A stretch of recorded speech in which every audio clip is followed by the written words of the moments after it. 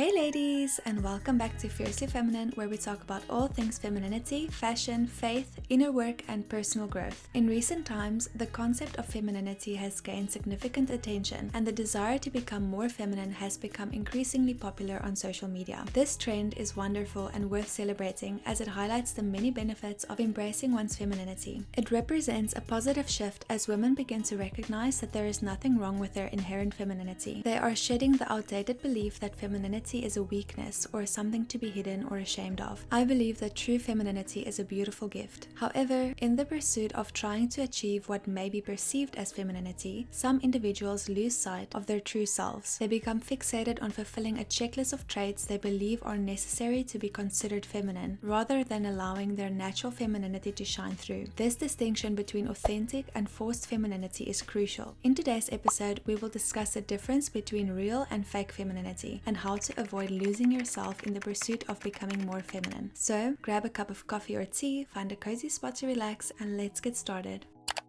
Femininity, by definition, cannot be forced because it is free-flowing by nature. It is not a rigid set of rules, as that contradicts the essence of femininity. It's okay to begin with a general set of guidelines if you're new to embracing your femininity, especially if you've had to adopt masculine roles in the past or have used masculinity as a form of protection. Guidelines can help you reconnect to your natural femininity and embrace it instead of suppressing it. A widespread issue for women globally is their desire to embrace their feminine energy, but various circumstances may prevent them from doing so. In the modern world, many women are forced to suppress their femininity. For instance, they might lack a man in their life who provides the security of a masculine presence, or they might be in a relationship where the polarity dynamics have been reversed, where the man is in his feminine energy, forcing the woman to step up and adopt a masculine role. Or some women might find themselves in an environment that necessitates strength and self-protection, where femininity and vulnerability feels unsafe. Or they may have been traumatized or conditioned into a masculine state during childhood, using masculinity as a shield and defaulting to their masculine state as a means of self-protection. Or they may work in a career demanding masculine traits. In today's society, the stay-at-home mom won't be celebrated as much as a successful boss babe woman or CEO. Society has slowly but surely conditioned us to believe that possessing more traditionally feminine traits is weak and outdated,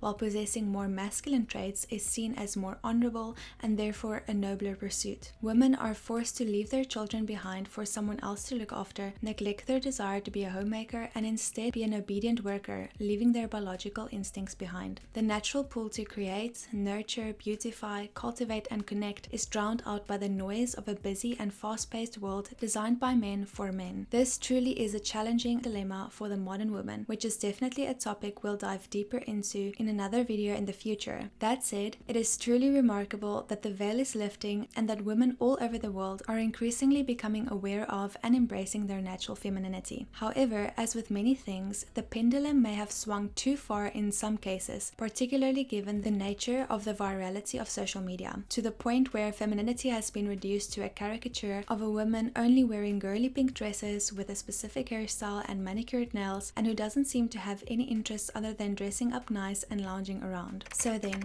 what is true femininity? True femininity is the expression of your feminine essence through authenticity. And your authenticity is about expressing yourself and your unique qualities, passions, talents, and interests in the way that Christ made you. It's not about wearing a specific type of dress, a certain hairstyle, having your nails done, or following a specific set of behaviors. There are plenty of women who don't wear dresses all the time, or who may be more sporty or adventurous, yet they can still embody femininity in their own way. We all have different expressions of our femininity. Whether you embody playful, youthful, lighthearted, sultry, wise, adventurous, or regal femininity, or a combination of these qualities, each of us expresses our femininity in a unique way. Do not suppress any part of yourself to fit into a femininity box. Real femininity flows from authenticity, while fake femininity is forced and based on external expectations. As long as you enjoy expressing the different sides of yourself and finding a balance that aligns with who you are as a person, your core identity, values, beliefs, and interests, you're on the right path. Don't limit yourself to the idea that femininity is only about wearing pink dresses, speaking softly, or having interests in manicures, fashion, or baking. You can express your femininity while also having interests in education,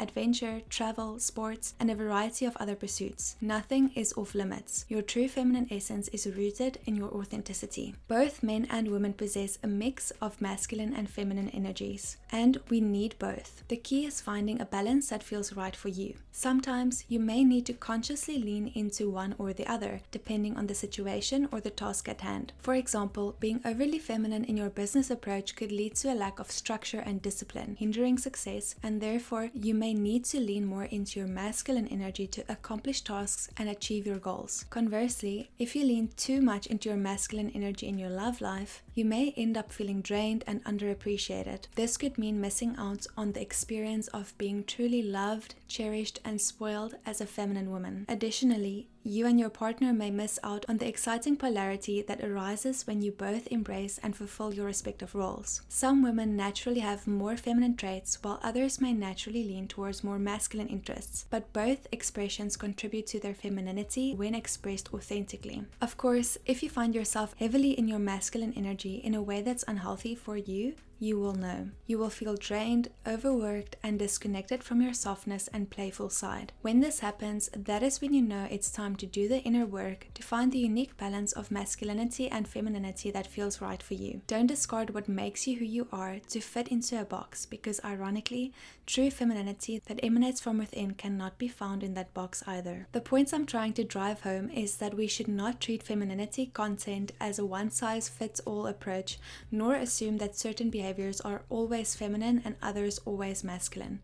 Of course, guidance can be incredibly helpful, whether you're new to embracing your femininity because you may have been conditioned to suppress it, or whether you're already comfortable in your femininity but are looking for more ways to strengthen and deepen it. However, avoid treating femininity as a cookie-cutter approach. As soon as you find yourself asking questions like, is it okay to wear black or is it too masculine? Or, is wearing pants feminine? Or can I still be feminine if I'm working in a corporate office job? I want you to shift the focus of your question. Instead of focusing on what you're doing, focus on how you're doing it and how it makes you feel when you do it. So, instead of asking, is this action feminine or masculine, ask, how does this action make me feel? Instead of asking, is this outfit feminine or masculine, ask, how does wearing this outfit make me feel? And instead of asking, is this career feminine or masculine, ask, how does working in this field make me feel? If the answer is that it makes you feel authentic, confident, free, inspired, creative, happy, or fulfilled, then go ahead and wear that outfit, take that job, or pursue that hobby. Stay true to those feelings, as they will help you discover and nurture your unique and authentic expression of femininity. Some women feel uncomfortable in girly pink dresses, and therefore it won't serve their femininity because they won't feel confident or true to themselves. However, other women may feel truly feminine and beautiful in these same dresses. Likewise, some women can work in traditionally masculine fields like construction and still fully embody their femininity, while others may be in a traditionally feminine job like teaching and be more tapped into their masculine energy. It depends on the individual, the energy they choose to embody, and how they decide to express themselves. While some women thrive in traditional expressions of femininity, others may feel more confident and feminine in certain outfits, jobs, or spaces that are not necessarily considered traditionally feminine. You have to find this balance of your authenticity and femininity for yourself. Femininity should feel liberating, not restrictive. If it starts to feel restrictive, it means you may be approaching your femininity in a masculine way, focusing on checking off boxes, wearing the right clothes, saying the right things, and acting in prescribed ways. This turns femininity into a performance and emphasizes action over rest and flow, prioritizing doing over being, which is ironically more in line with masculine energy. It's almost paradoxical. The more you try to become feminine through your own strength, effort, and control, the less feminine you actually become. That is why you can't tap into your feminine energy, because it all stems from effort, not essence. But when you release release the control you're holding onto so tightly and truly start being authentically you, you will see how your femininity and confidence start to flow naturally. There is no one-size-fits-all way to be feminine. The pursuit of femininity should not become a checklist of tasks and behaviors. When it does, you risk adopting a fake or forced femininity that can leave you feeling disconnected from your true self. Instead, focus on being present and expressing yourself naturally in all aspects of your life. True femininity flows from within and encompasses all parts of your being. Being feminine is not about what you say, but how you say it. It's not about what you do, but how you do it. Femininity is not about the action itself, but how you approach the action. True femininity is not something you need to strive for or reach for. It is already within you. Guidance and information on how to better express your femininity from my channel or other sources of information and content can be great and extremely helpful, but don't treat them as a set of rules or the definitive guide to femininity. As a woman, femininity should never smother you. Instead, it should liberate you. Remember, femininity is about flow, creativity, and freedom. It is about being rather than doing. It's about essence rather than effort. As a woman, femininity is a state of being that allows you to express your true self. By embracing your authenticity and staying true to yourself, you can navigate the world of femininity without losing your identity. Let your natural femininity shine through, and you will discover a deeper connection to yourself and those around you. I hope you enjoyed this discussion today. Feel free to share your thoughts and opinions in the comments below. Don't forget to like and subscribe and share this video with a friend or loved one. I'll see you in the next one. Until then, stay authentically and fiercely feminine.